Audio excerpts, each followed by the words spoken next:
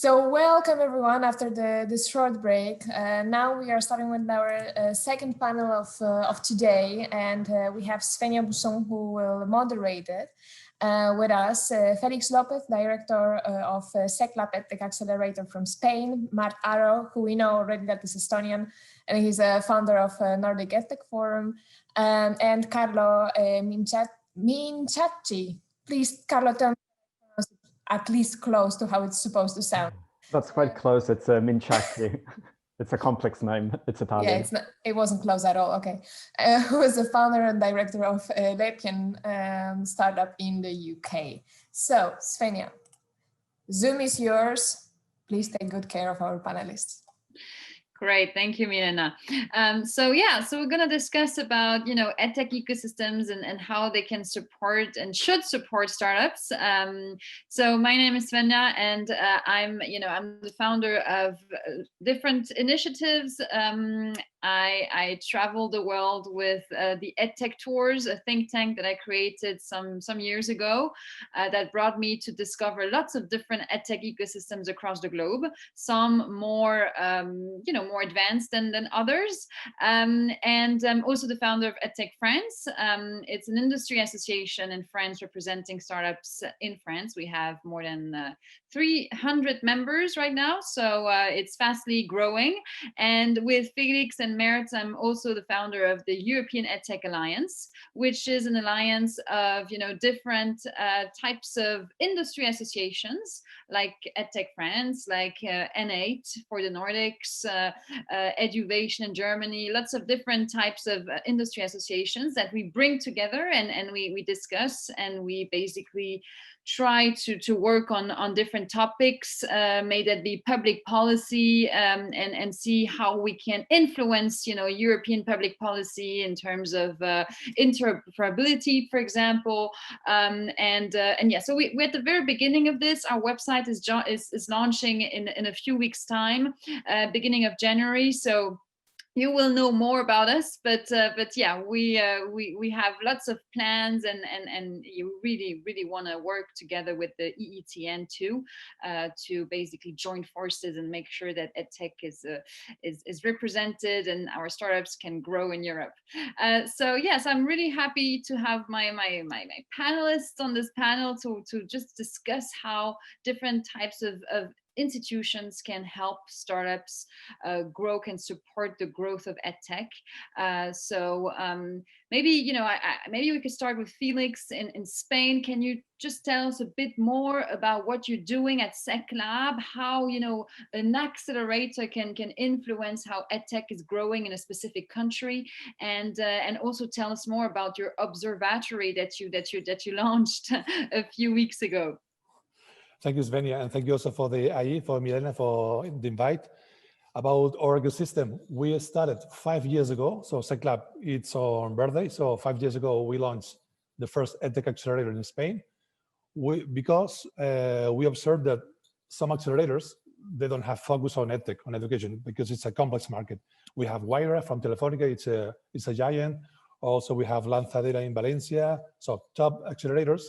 But we thought that education, they need a special treatment. They need special support. For that reason, we created the SecLab EdTech Accelerator. Who is the owner of this accelerator? It's an education group. An education group that they have 9 schools. They start 125 years ago, so it's a long experience educational institution. And also they have a university. So these are one of the good things that we are offering. The first accelerator offering real pilots in schools or university for the EdTech startups. It's something that I observed when I decided to launch the accelerator. I asked the entrepreneurs, think about your ideal acceleration program. Okay, 5-6 months, real beta testing, real support, no equity. So we build an accelerator, equity free for them, 6 months acceleration program, with good mentors, also vertical mentors. So all the mentors that we have in the accelerator, they work previously in education. So they have a wide expertise in education in different areas, managing the schools or launching startups in education. So we create a real vertical accelerator. How we support them? As I mentioned, 6 months, good mentoring, but the beta testing is the key. And at the end, obviously, like all the accelerators, a good demo day. We just create a network of around 200 investors. So in our demo day, they have the chance to get in contact with more than 200 investors. So this is a resume of the accelerator. Then let's talk about the observatory later if you want, Svenia. Okay, let's do that. Maybe Märt, you can tell us a bit more about N8, the organization that you founded, and how basically how do you represent Nordic startups, and what's the purpose of this organization you created? Always happy to talk about myself, of course. So continuing the same kind of fun mode. I think it's always a good start. The Nordic EdTech Forum was born at the lunch table in Helsinki. So Finland, colleagues from Finland, you have a big play in this. And we were having a meeting with one of the founders of a Latvian EdTech company. And it was really amazing to exchange ideas. And what I could see was, hey, this guy has already figured out stuff that I didn't even know about building my EdTech company. So by the end of this 1.5 hours of eating pizza, we decided that, hey, we need to have an organization across the Nordic and the Baltic countries, because the countries are quite small. So there is a small amount of really great EdTech founders in each of the countries. And this is how it started 4.5 years ago. And it's a founders association. So all founders that would like to get to know other founders are more than welcome to join in the region. And the primary goals is to kind of foster this kind of dialogue between founders. So friendship is of course kind of very natural there. And through this, what we have also seen is that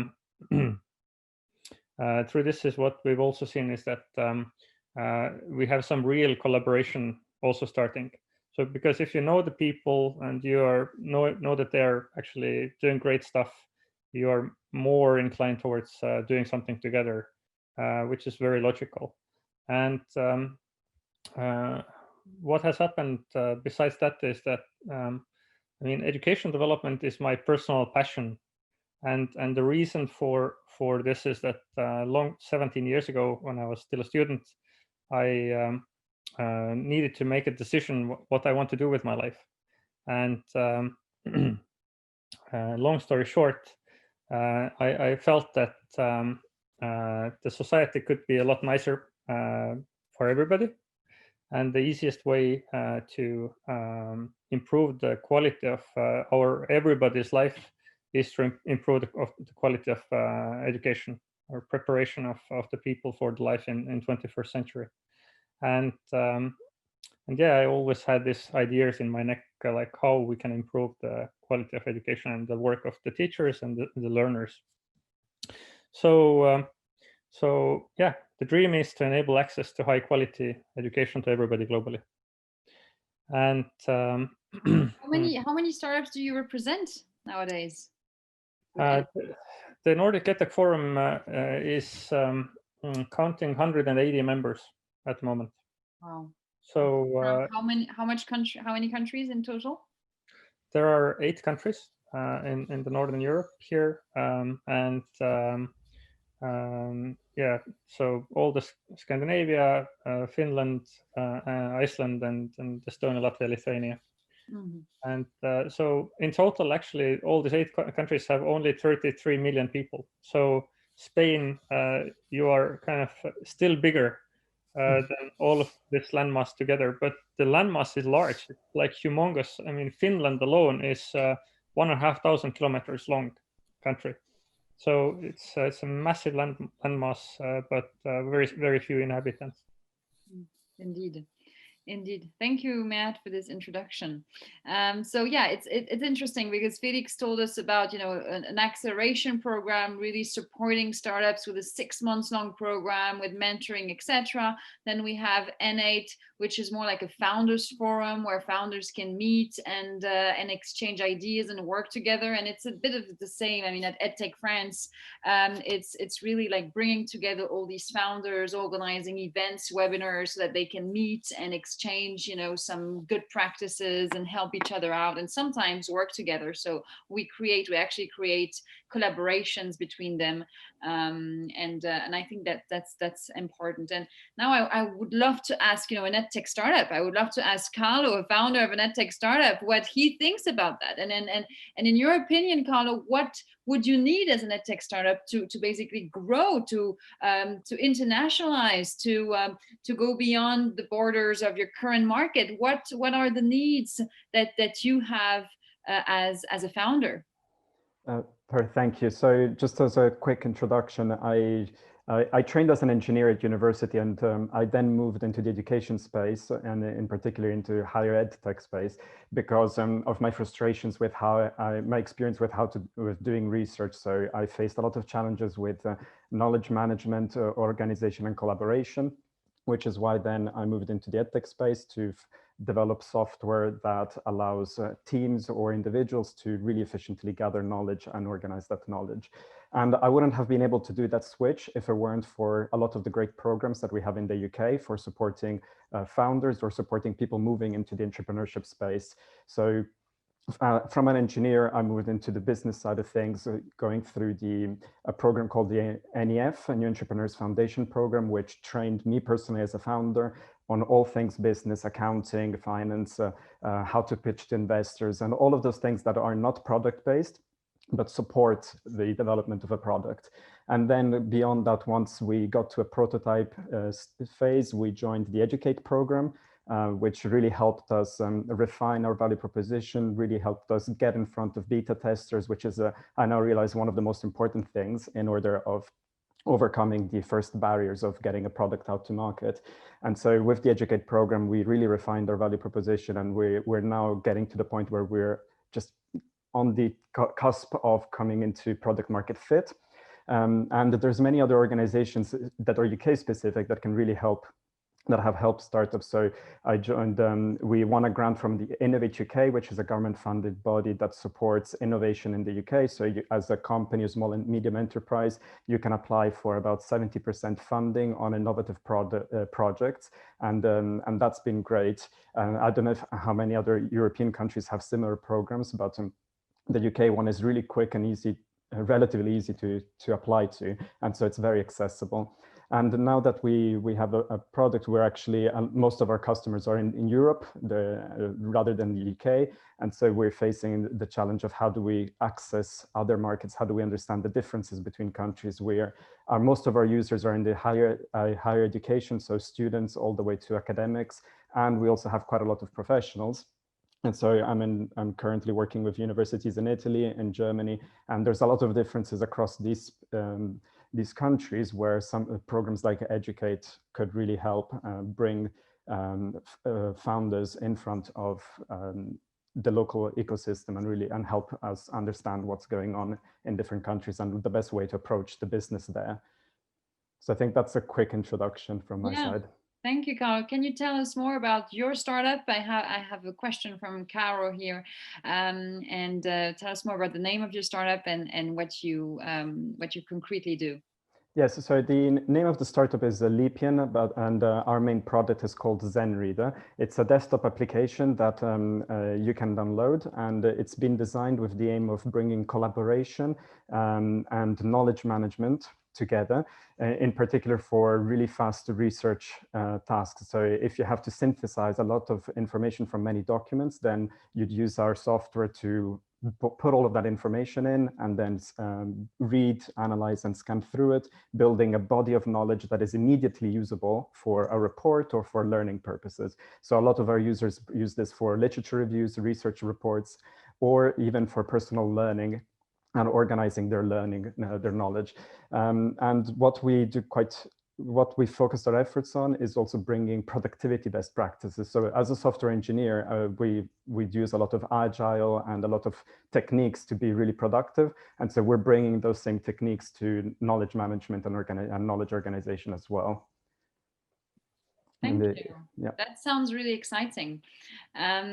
Well, so yeah, I mean, now maybe we can talk a bit more about how to bring visibility to these startups. I mean, I think that's a really important point before going back to Carlo's point about, you know, how do you internationalize and how do you find the right contacts and how do you understand basically the different types of markets. I mean, Europe is a really tough one because we have so many different types of markets, procurements. I mean, it's a mess.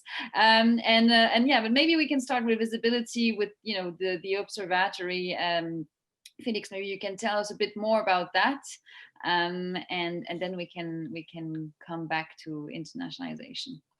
Okay, I can tell you. For example, this summer, one of the best journalists talking about entrepreneurship in Spain, his media is called El Referente. He called me just to create the EdTech map, the EdTech ecosystem map. So this was an extra effort that we do together, and we map all the EdTech startups in Spain, and we identify 250, so more than 200 startups in Spain. These are the good news. There are a lot of that that are really small, so 1-2 founders or members. But with this extra effort, then I decided to copy Svenia and organize an EdTech observatory, making more questions, not just put the logo, the website that they are doing. Let me share with you the observatory here on the chat. Okay, it's a Geniali presentation, so you can see all the data that I'm sharing with you. So we map all the ecosystem. So the startups, they have this media to get to the investors, for example, El Referente website and also digital magazine. All the investors know this media, so it's a perfect way. But also we have a few good events in Spain for education. One is called SIMO Education, where startups can face with teachers, with schools, with editorials, with HP Education, Samsung Education, with the huge tech companies focused on education. So there are 2 or 3 big events where all the startups in education should be just attending or just organizing a chat or just putting a stand, paying for the space in these shows. And another one is in Barcelona. It's called IT World Edu. They're going to change the name, but we have the IT World Edu in Barcelona. And also we have the BET in London, obviously. But in Spain, there are 2 big events, Madrid and Barcelona for the EdTech startups. Then a lot of investment forums. Probably every week we have an investment forum. So all the EdTechs can apply to these investor forums. And also the top business schools like IE, for example, or ESE or other business schools in Spain, they organize investor forums where all the startups can apply. And in that case, all of them, it's easy, it's free attendance for pitching in front of investors, business angels, or venture capital in Spain or Madrid or other cities. So these are the good news. The ecosystem is really, really open, very cooperative. So all the accelerators, we talk every week. We share our portfolios. The accelerators vertical like me, I share my portfolio with the rest of accelerators in Spain. So these are the good news. So the good point is this, the visibility. When an investor is looking for an EdTech startup, they call me, hey, Félix, I want EdTechs from these incomes, with this size, with this ambition, with virtual reality or wherever. So this is good because in 5 years, we are the meeting point for the EdTech ecosystem. These are the good thing. Yeah, congrats. I mean, it's quite impressive how far you've gone and how the Spanish EdTech ecosystem has grown in the last few years. So that's quite amazing. Now the question is, how can we collaborate on a European level to basically send each other's startup and work with each other to basically support our startups? So that's really the work that we're trying to do with the European EdTech Alliance. I mean, I think it could be really interesting if if we could, succeed in building some kind of cooperation for the support of EdTech startups, at least have, more information available to our members, and so that they know how to navigate different ecosystems, so that I don't know, create some kind of a document just explaining how to penetrate the French market, for example, in K-12 and higher ed and corporate ed, very different procurement processes and openness of the market. And if we could all, create that kind of document, it could give, first visibility to startups. So yeah, we're working on it, and I'm sure you'll hear from us in a few weeks' time for the website, and in a few months' time for our first actions together.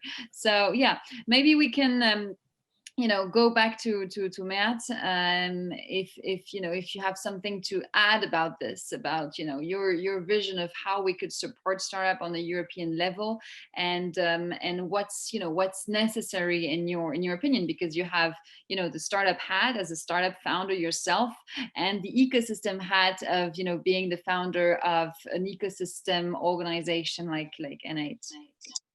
So I'm a co-founder of Dream Apply, which is a student admissions and marketing management system for universities. And we are now operating in 35 countries, serving probably around 3 million users this year. So, and we launched this in 2011 when nobody was still talking about EdTech. And it's been a pain to build this company.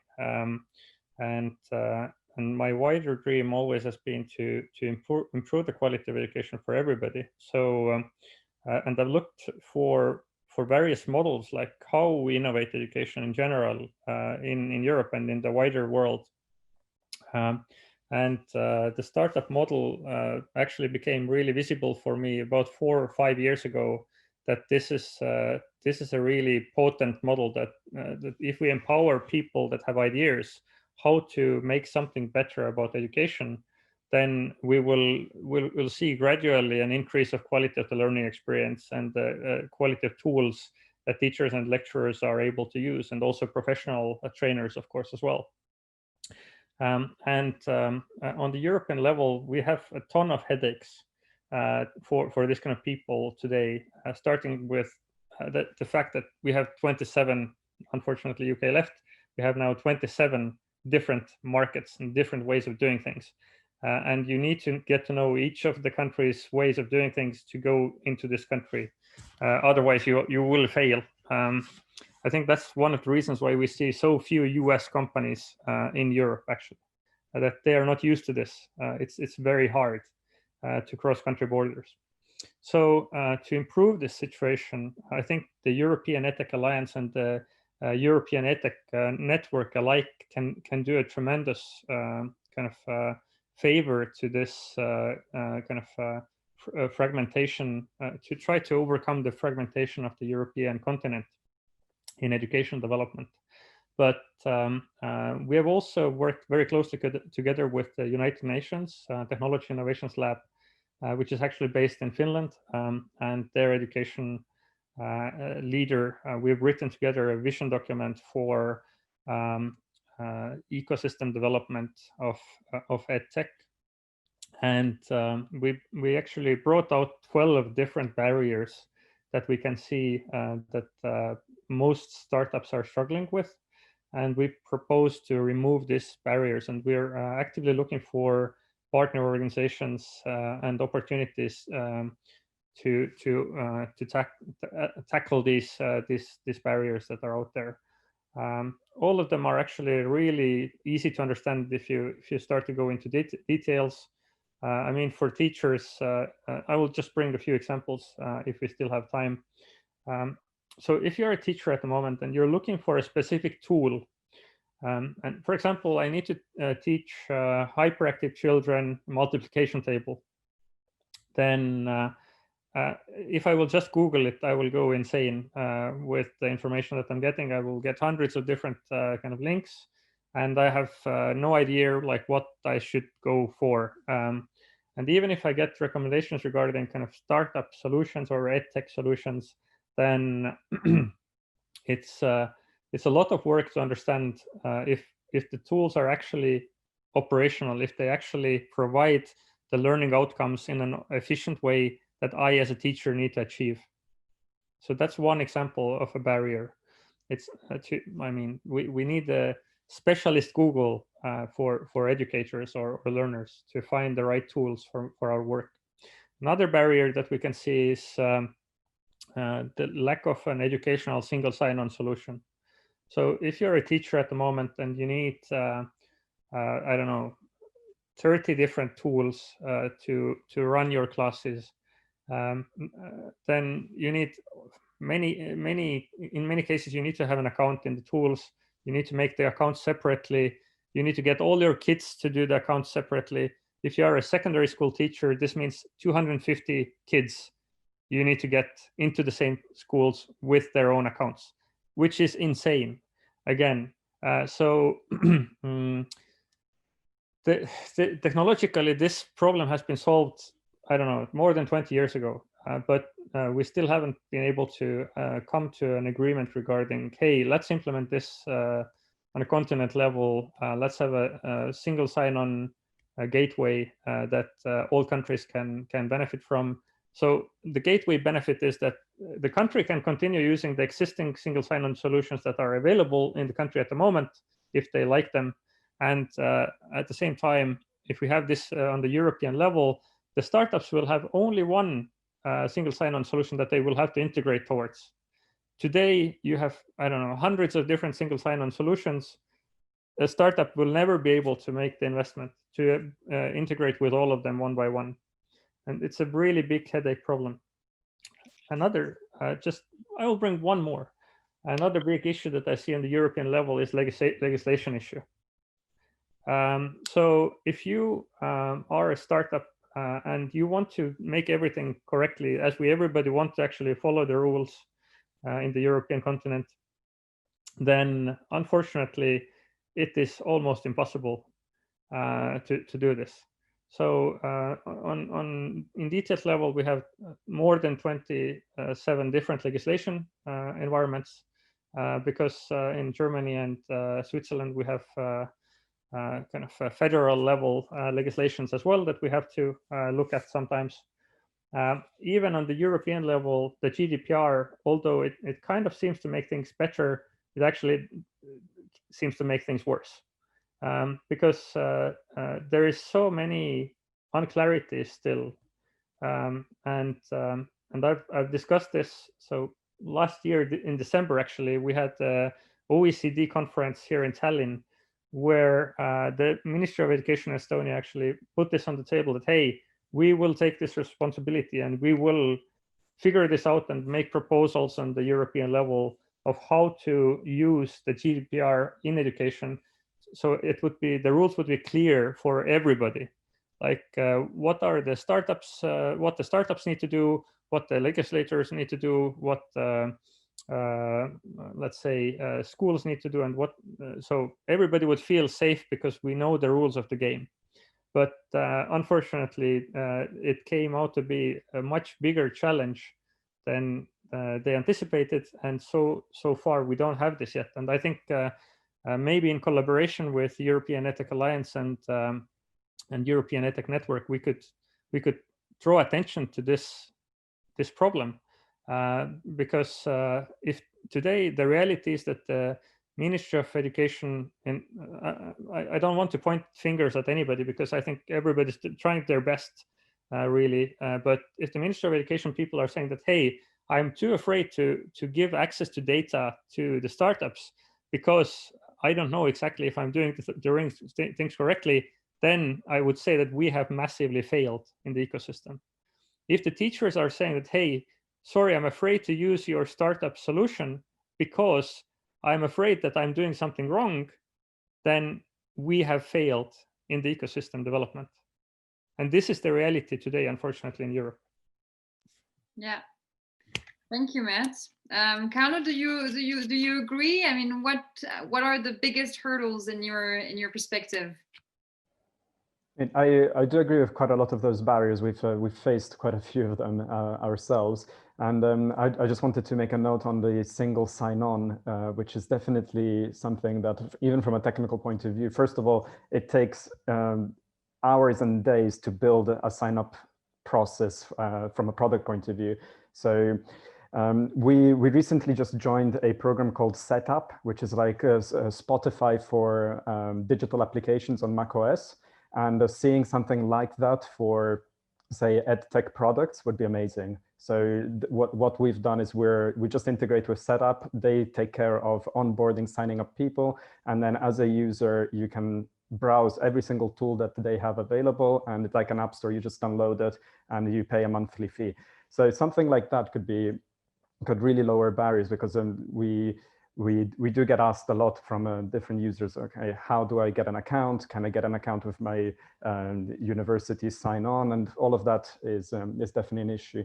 In terms of legislation, I do think that quite a lot of the privacy policies are actually very useful to have in place. And in particular, that's actually forced us as a product developers to really think hard about how we deal with data, how we store it, and build in encryption and proper data storage systems right from the start. And doing that work later on would have been pretty much a rewrite of our entire system. So I think parts of the legislation can really benefit also product development and protect users on the end.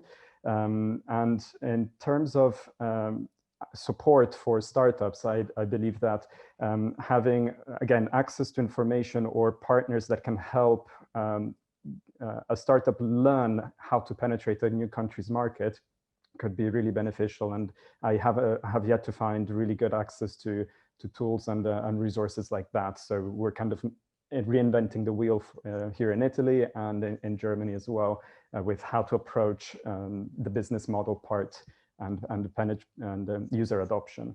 So how do you proceed? Are you like working on your own, trying to understand these different markets? What are your good practices at the moment? So I am very lucky because I actually am part of another founders network, which is for people under the age of 30, called the Kairos Network. And that's a network of founders in each country. We have chapters in every country. And so through that, I actually speak with founders in Germany who are also trying to sell to the same universities. And I get tips and tricks on how to, for example, approach sales or the sales pipeline. So those kind of founder-based networks are extremely valuable, and I'm lucky of being a member of that. So that's definitely one way of approaching. But with Educate, we have been introduced to many opportunities of getting in front of, say, higher education institutions or teachers, and that's been really valuable. So both types of programs or systems are really useful. And I'm sure there are commercial partners that are willing to take that challenge up for a fee as well. So that's something that we might end up exploring once we scale properly. Great, thank you, Carlo. If anyone wants to, jump in and share their experience, as a startup founder or as an ecosystem player, please do. If you have any questions, do not hesitate to ask them on the chat, or just raise your hand and we will give you access to speech. And so, yeah, I mean, I'm really I think it's quite fascinating to find these new ways of smoothing all these barriers, and yeah, that's basically the task of every ecosystem player, may that be an accelerator or an industry association or a founders network like N8. And so we should really continue this work, working together more closely, and trying to make sure that our founders find the right information at the right time in their growth and development. So yeah, so if anyone wants to ask a question, please do. We have a question from Caro. Isn't the lack of ethics surrounding AI also an issue? Why should teachers trust EdTech? So yeah, that's a challenging question, but a good one. Who wants to answer? I can say one sentence quickly. I would just simply say that trust comes after you understand what's happening and what the technology is. So from a technical point of view, the only thing that as a startup I can do is be very clear of what I do with data, what I do with information, how the kind of algorithms work without having to expose the technology to my competitors. And that's definitely something that startups and other companies can be encouraged to do. And I would definitely recommend teachers and institutions to ask those questions and kind of, as part of the deal-making process, make sure that that information is disclosed in a proper way. So we have had asks from end users about this, and it's been really useful for us to share that information. Yeah, 100% agree with you. Märt? Actually, this brings us to another point in the vision document that we put together with the UN. One of the areas that needs to be drafted out really carefully is the ethical use of technology in general. Like what kind of ethical standards there needs to be in place. There is no common agreement on this yet. There are quite a few organizations that have done an amazing job in some aspects of it. But there is no kind of nicely documented kind of guideline that startups and schools equally could use to understand if they are actually doing everything correctly, considering all different sorts of ethical questions. I will not even go into details there because it's a massive work area. And the other question is the trust towards EdTech. This is another big topic also in the vision document. And we indeed need to have also a very easy way for teachers and learners equally to understand very quickly if this tool actually is performing the things that it promises to perform. So if I want to have specific learning outcomes from a tool, I want to understand like that this is what I'm going to get out of this tool. And when there is this kind of transparency, there will be trust coming as well, I'm sure. Thank you. Thank you. We have a question for Carlo. What differences do you see between the markets in the UK, Germany, and Italy? Are there any similarities? So one similarity is definitely the very long buy cycles at a higher education and institution point of view. However, what I've noticed is I believe that in the UK, because the UK gets targeted quite a lot by the broader international community in terms of products. So we found that actually presenting our product to users in Italy or Germany, we've received much more of a wow factor and much more adoption compared to the UK. And I believe that probably boils down to less exposure in those countries to innovative or new EdTech solutions. So that means that we're pretty much the first time anyone hears about a better way of doing knowledge management, versus in the UK, we're like, oh, you're another one of those tools that does knowledge management. So for me, that's been one thing I've noticed recently, but in terms of, and I found it also easier to have the pricing and the selling discussions in Europe than in the UK. So it's much faster to move on to we want to buy this, how many licenses, can you come up with a pricing offer for us? And that's been much faster in Europe than in the UK. Interesting. Okay, thanks. Maxime, you had a question. Maybe you can, who is this question geared towards? It's for everybody because, hello, Svenia. And yeah, it was to know if the different different accelerators could be funded by European Commission, if there are any grants specific not for EdTech companies. And I know that there is not so much funding for EdTech companies, but specifically for these accelerators, you know, okay, or good. Communities. Do you want to try to answer? I mean, maybe you can talk about your accelerator. How are you funded? And if you know about European funding for that, please share. Well, for example, I know one accelerator in Spain. It's called Impact Accelerator, and they have public funding from European Commission. So it's one of the accelerators in Spain having the support of European funding. So it's one of the best examples, and putting equity free up to 100K. So these are good news, or up to 200K from European Commission. So There is a super accelerator in Spain with different verticals, and also another of the verticals is education. So, and also the most successful startups in EdTech in Spain, they get funding from Horizon 2020, 1 million euros, just for scale up. So these are the good news. So the fundings are there, and they are just making good results in the EdTech ecosystem. Great. Thanks, Felix. Thank you. Okay, do we have any other questions? I see that Caro and Carlo are debating at the moment in the chat. It's really fascinating about this ethical topic, really important one. If any of you wants to add something, ask another question, or just talk about their institution and how they help and support startups, please feel free to speak up. But I have one suggestion from my experience for these last 5 years with the EdTechs, and the main entrance for all of them, they are the teachers, the innovators in education. They are the teachers.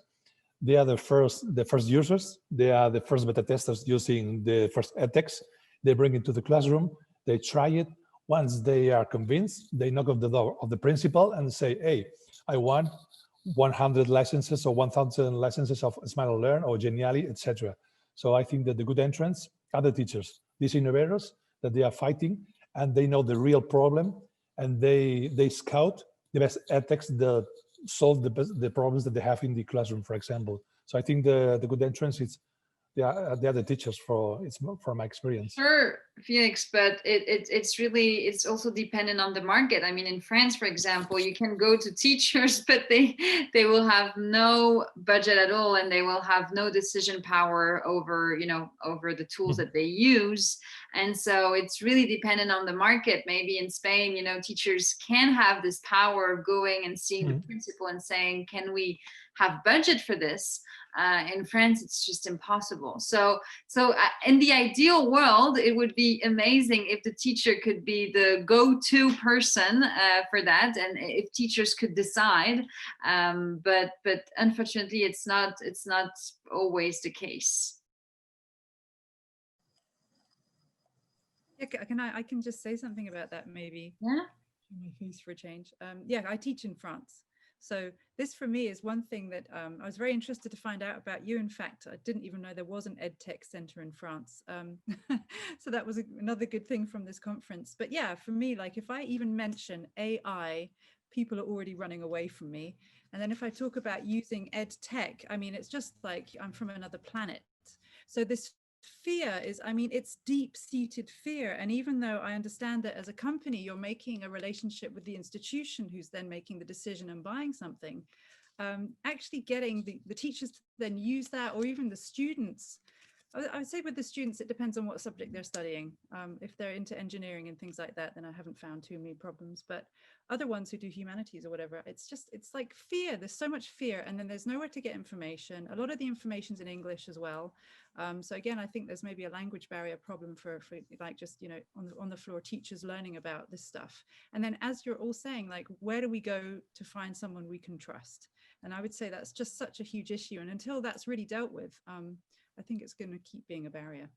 So yeah, that's why I'm very interested in the whole ethics side, because that is what it comes down to as a teacher. You need to provide a safe environment for your students, and if you don't feel you can do that, then you're going to be unlikely to go for it.